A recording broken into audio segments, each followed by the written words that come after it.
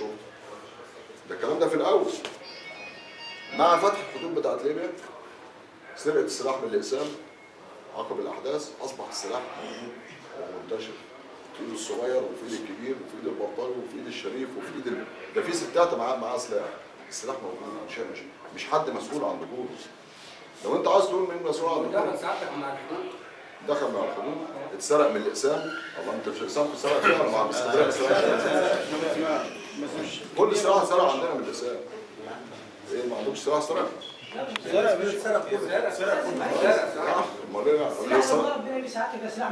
متعدد. ما انا عايز اقول لك ده يعني لو معايا طبنجه ساعات يبقى دخول السلاح ما لسه بقول ده مع ده. هو كل السلاح اللي بيتضرب بيه متعدد. طب ما في واحد كل يوم ناصر عبد يجيب لا يجيب الطبنجات ويجيب آلي وبتاع اللي هو بتاع الإقسام. وفي بنكشف عنه بيطلع مصروم من الإقسام. نظام كم واحد حط مصروم من الإقسام ومن هنا ومن اسيوط ومن سوهاج. يعني السلاح موجود في الشارع. فلازم احنا برضه نجيب معلومات على السلاح. ما هو ده دورنا بقى. طب هنعمل ايه؟ نلم السلاح اللي موجود. احنا كل يوم بنجيب كميات من السلاح بس لسه في سلاح موجود في الشارع.